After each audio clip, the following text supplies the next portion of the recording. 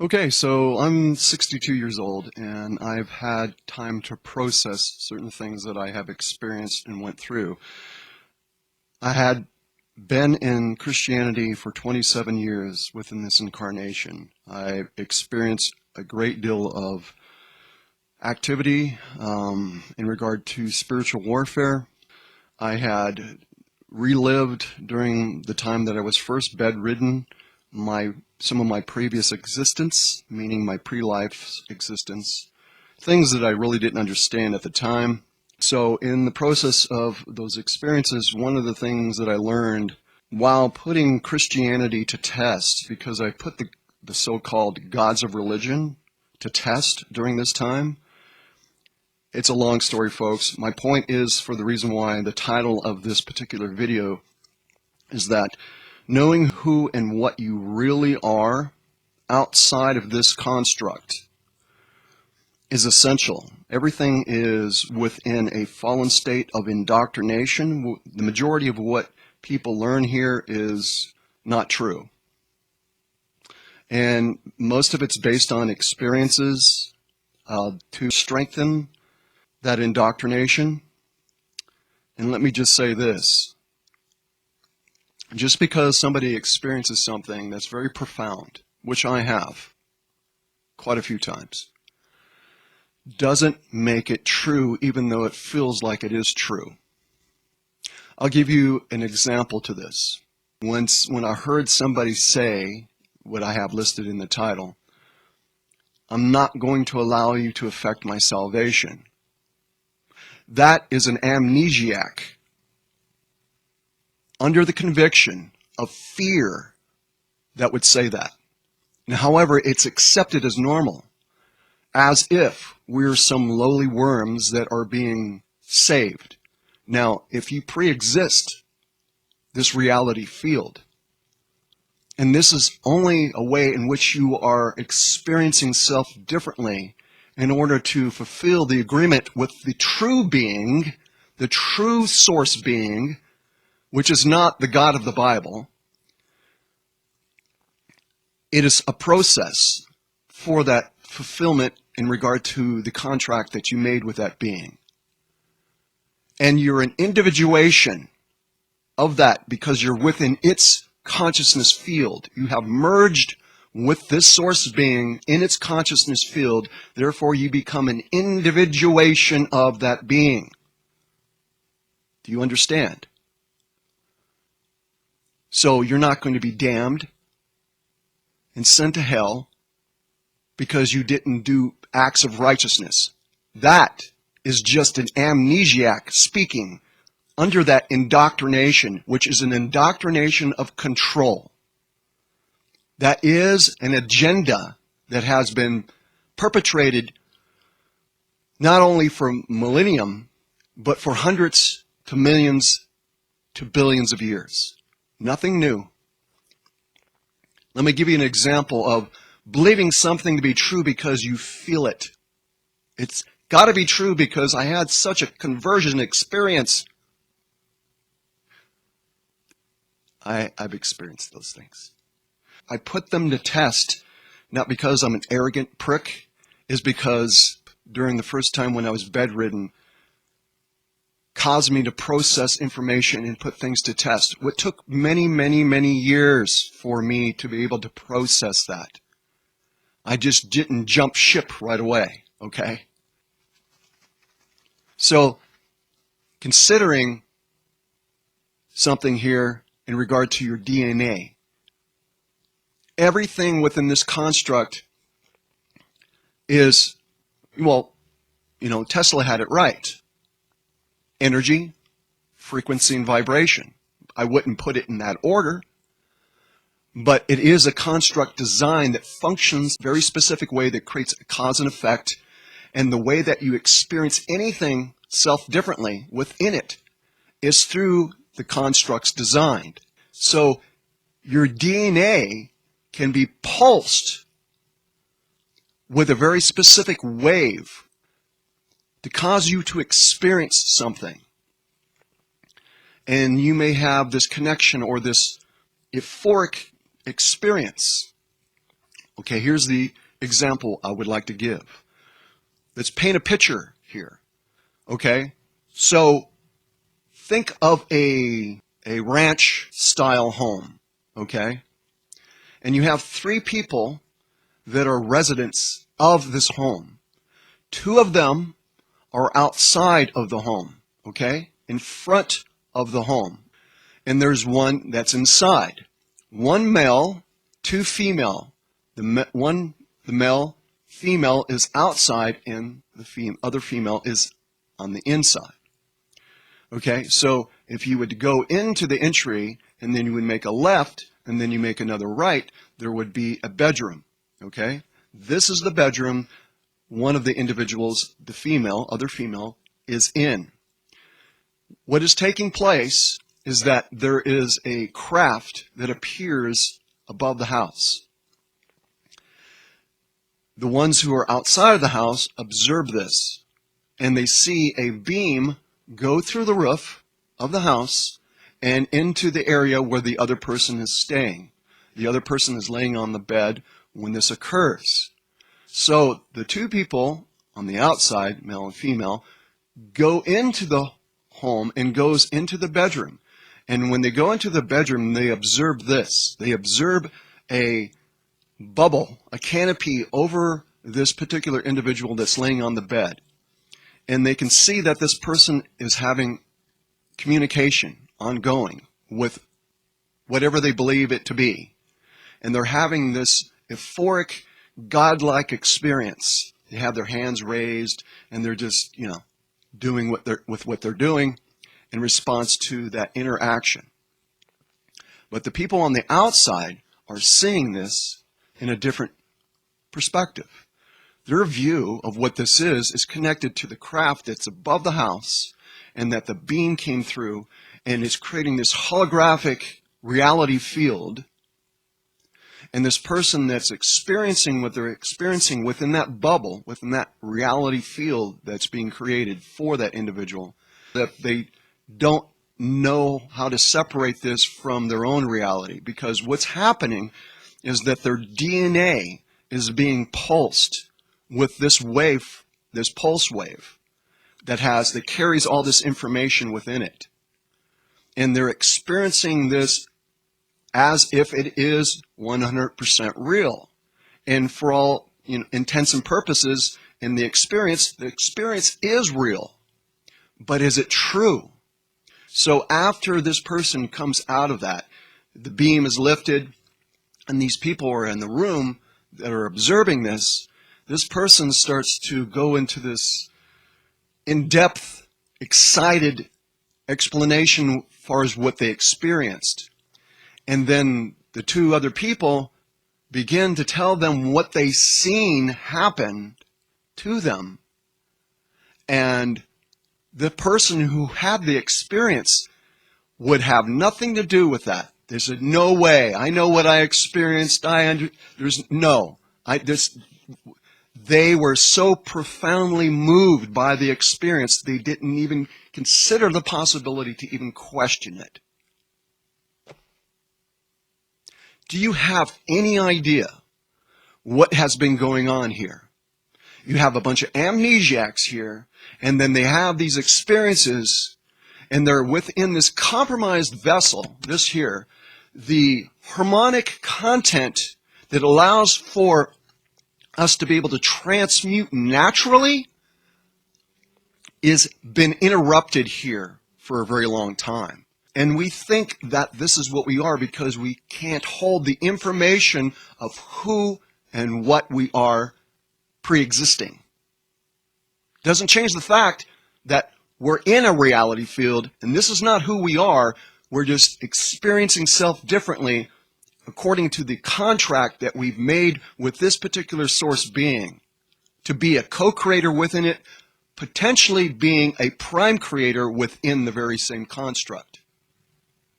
The whole idea of ascension is staying within manifestation and mastering, quote unquote, ascension. For what? It is fulfilling your purpose as a creator. And this is what we do. There is so many different source consciousness fields that are unique from one another. The multitude of source beings or creator beings on that level is infinite. Therefore, this particular construct is energy, frequency, vibration, sound, and light. But that doesn't mean all constructs are sound and light. They're the very antithesis of this. And the only way to experience that reality field from that particular source being, that creation, that uniqueness, is to merge with that being and to experience self differently through their creation. And this is what we do as the beings that we are. We do not have any labels. We are truly a non-entity. That's truly what we are. A non-entity, formless, all-knowing, all-powerful, unique to ourselves. What we see here on earth, and the fear that governs everything, and the fear and submission to a God being that is not the source of this consciousness field.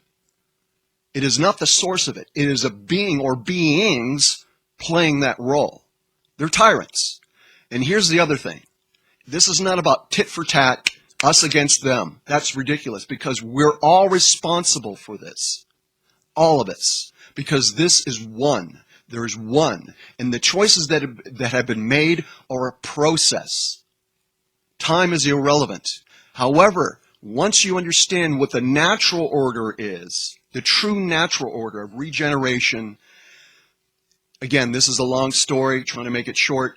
Once you understand what that is, you connect with yourself, reconnect, and reintegrate enough of your energy, enough of your awareness to knowing enough of who you really are. You realize the responsibility that you have towards the things and the choices that have been made overall collectively as well as individually. So it's not us against them. We are all responsible for this. And let's not believe in the God of the Bible anymore. Let's not be governed under fear. Let's no longer be controlled by a negative alien agenda or whatever you want to call it. Let's take responsibility. Let's start to work together co-creatively. Let's support one another. Let's be available to one another. Let's show up. Let's be accountable. Let's take on the character of our true nature. What does it mean to be the love that you have always been? It means that you're many, many things. These higher qualities that we have.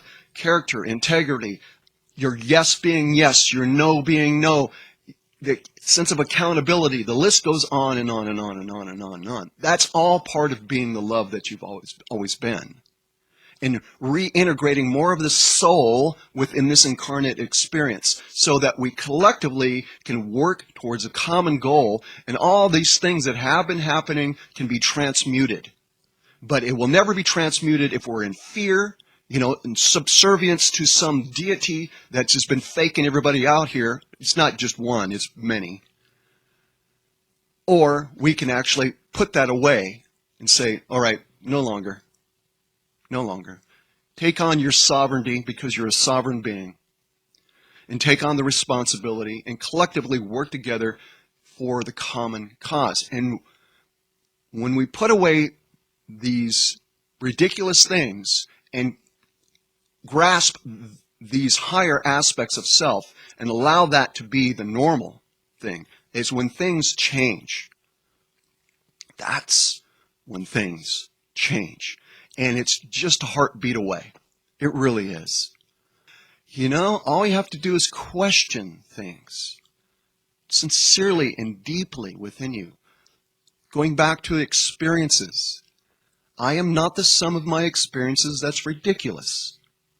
And the experiences that I had, I put to question, regardless of how profound they were. Am I appreciative of those experiences? Oh, yes, I am. I am thankful for those. And I have a deep love and care for the beings that I served under. Not with, but under. Because what I know now, I could have never known if I hadn't had that within this incarnation. And it was part of my intention to get past those things within this incarnation, and it cost me dearly to do that. I suffered greatly in the process, greatly. Wouldn't wish it on anybody for that to happen. But it was part of what was necessary for me, apparently. Either way, it's what happened. And it took a lot out of me before I got anything back. Virtually everything was taken from me and out of me before I started getting anything back. And I had really had to work hard to do that.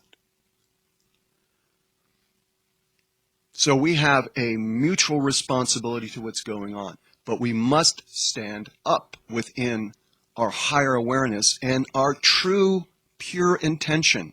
That true, pure intention is part of our contract that we made in regard to the natural order and our agreement that we made with this source being.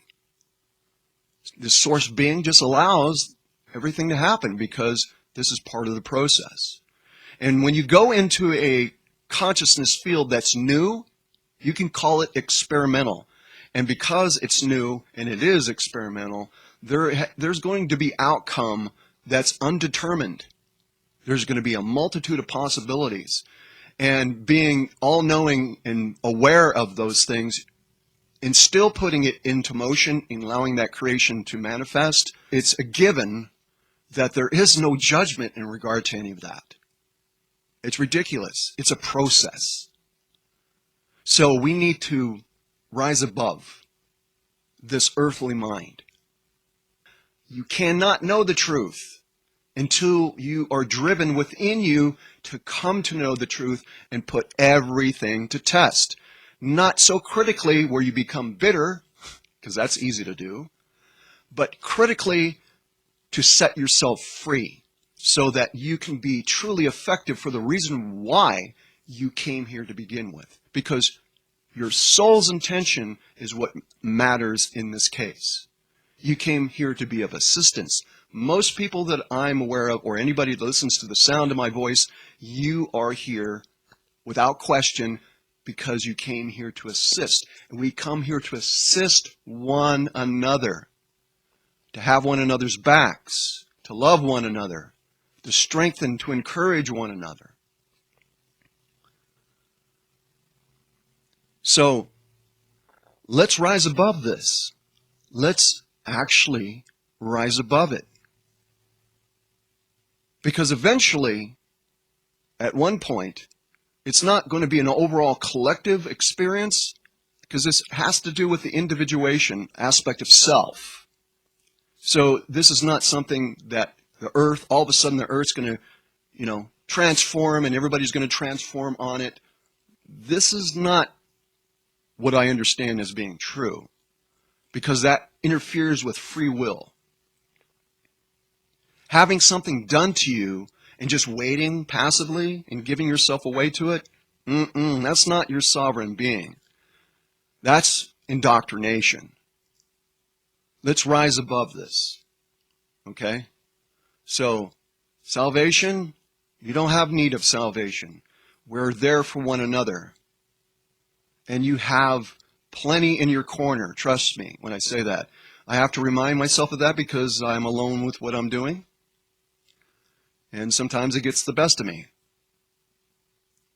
But I do know when I'm reminded, when I remind myself that I'm not, and when I make that connection, really make that connection, allow it to take place. In other words, letting go of this identity here so that I can allow my true self to come forward, it brings me in a place of confidence and peace. And it even brings a smile to my face and this smile within me.